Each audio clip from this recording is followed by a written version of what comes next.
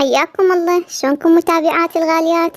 اليوم راح نفصل دشداشة رياضي لاستيك بالوسط وشغلها تطريز، واشتغلتها دق النجف بالصدر تطريز الوردات اللي هواي طلبوه من يمي. هنا عندي دشداشة 1.5 متر البنية عمرها 11 سنة. هاي البنات الطول مالتها 180 سنتيمتر. اشتغلت لكم اياها بالاشبار وبشريط القياس، لأن أكو البعض يحبون الشغل بالأشبار وبعض يحبون بشريط القياس، وهاي القياسات بنات موضحة قدامكم. فتحة الرقبة دائما الطفلة 3 أصابع أخذلها، وبالسنتيمترات تطلع لي 5 سنتيمتر. هنا فتحة الردان، القصة للردان للبنية شبر اللي هي عمرها 11 سنة. هنا أنا شنتها، بعدين أشوف ايش قد بالسنتيمترات.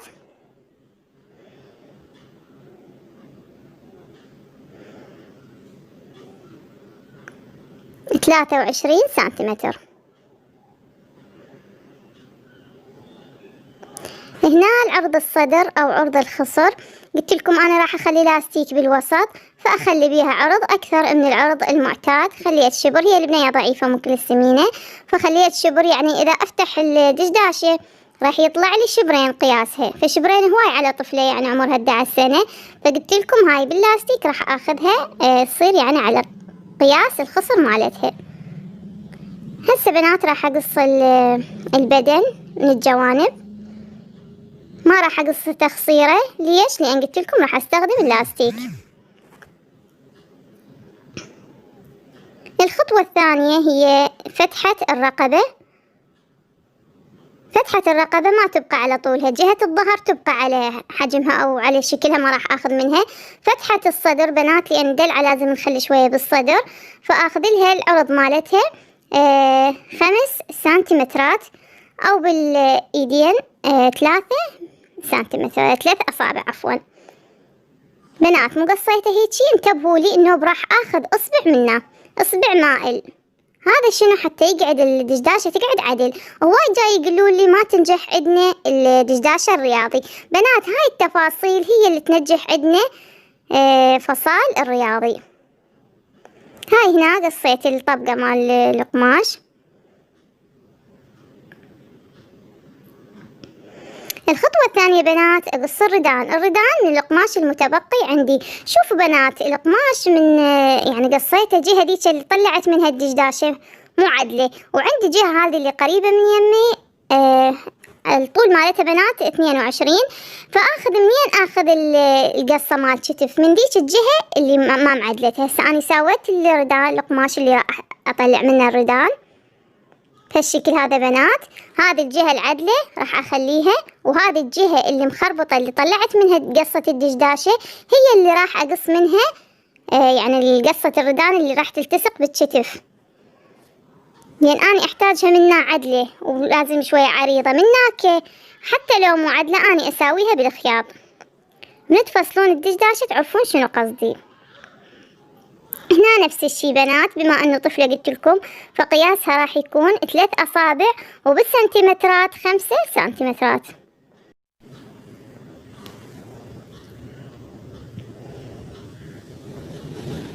بنات حتى تضبطون الخياط اذا كنتوا يعني مبتدئين، فمو قصيت البدن قصة الردان، فخليها على الردان وتركي منها كم مسافة 3 أصابع راح تقعد عندك قاعدة بالخياط. وهذا هم السر الثاني النجاح فصال الرياضي، حتى لا تطلع بزيادة ونقصان. مرة هم وحدة من المتابعات قالت لي دائما يطلع زيادة عندي بالخياط، فهاي الطريقة ما تخلي عندك زيادة تطلع يعني من تخيطين عن ماكينة ما تطلع عندي زيادة بالقماش، فهيك يصير عدل لأن انت قاصتها عدل نفس القياس. بعد بنات الخطوة أخرى إنه الردان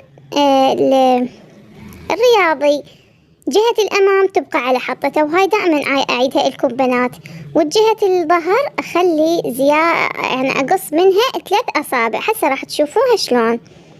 هسه هنا بنات هذا صار عندي الردان جاهز بالنسبة لقصة البدن وقصة الردان نفس القياس.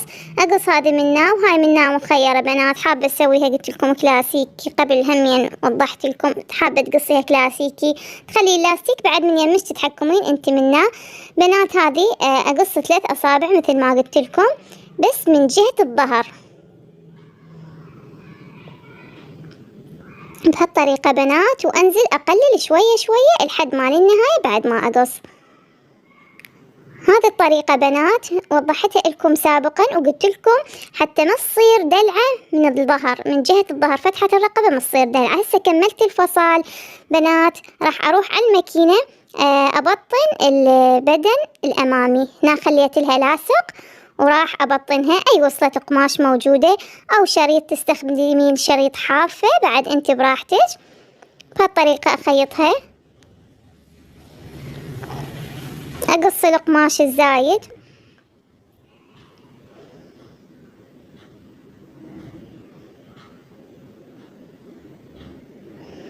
وبنات هاي القرضات قلت لكم ضرورية حتى من اللفة يعني أكفها تصير عدلة، ما يصير عندي القماش مبوط.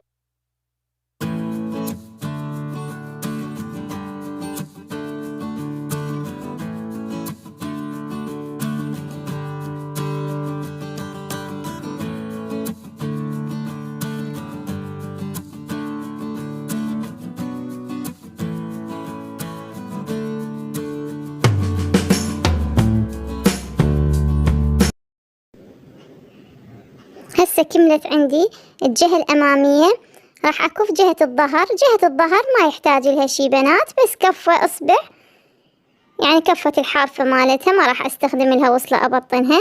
بهالطريقة هذه أكفها مقدار إصبع أو إصبعين وهيك أشتغلها، ما أستعمل لها بطانة.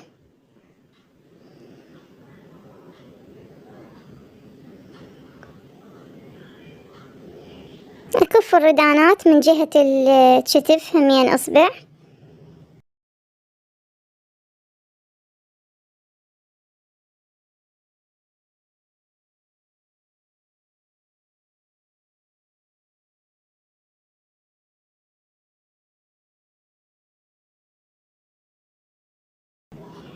وأحاول أشتغل الكفة عدلة مالتي، ما أخلي الخيط يميل منا ومنا. هذا الكلام يعني موجه للمبتدئات. حاولي بنات إذا تردين تضبطين يعني الخياط عن ماكينة وخياطك يصير عدل، استخدمي قماش ورسمي عليه دوائر وحاولي تمشين على الدوائر، هذا يخليك تضبطين الشغل عن ماكينة وما يطلع عندك الخياط أعوج. وإذا حابين تشوفون الطريقة كتبولي وأنا إن شاء الله أصور لكم مقطع خاص إلها. بنات هسه كملت هذا الردان كفيته والجهة الأمامية بطنتها وجهة الظهر همين كفيتها إصبع.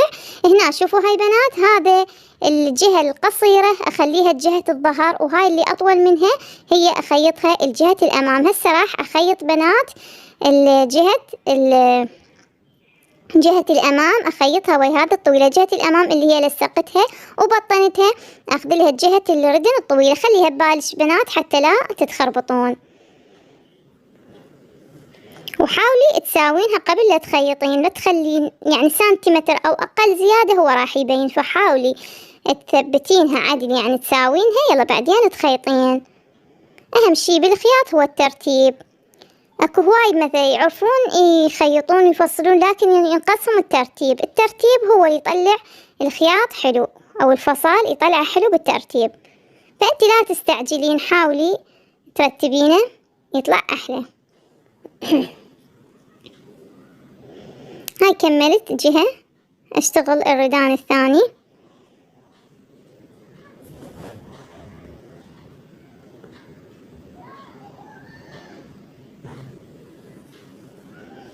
أخيطها أترك مسافة إصبع لا أقل ولا أكثر، لأن إذا أقل راح ينفتق الثوب أقل من إصبع، فأخلي مسافة إصبع.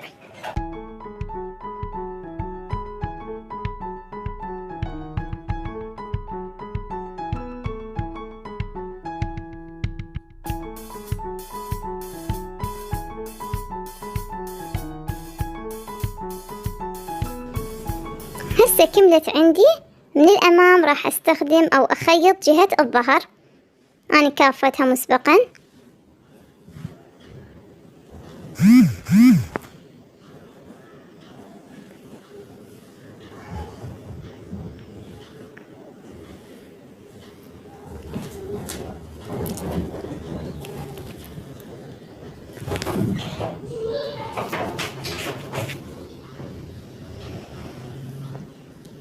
هنا جهة الظهر راح أخيطها.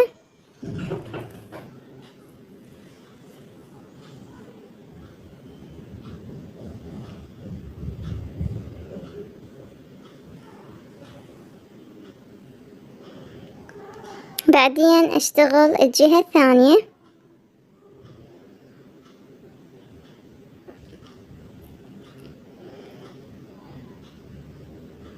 بنات هذا المقطع سويته على جزئين، الجزء الثاني راح أوضح لكم شلون اشتغلت دق النجف وشلون اشتغلت التطريز، لأن ما أقدر أجمعه في فيديو واحد، يصير المقطع طويل وهمين أنتم تملون وهمين يصعب تحميله. هسه بعد ما كملت هاي بنات انتظروني، راح أنزل الجزء الثاني أراويكم طريقة شغل الصدر، فخليكم وياي إن شاء الله وانتظروني للجزء الثاني. لا تنسوني اللايك، واللي ما مشتركة تشترك. أشوفكم على خير بالفيديو القادم، مع السلامة.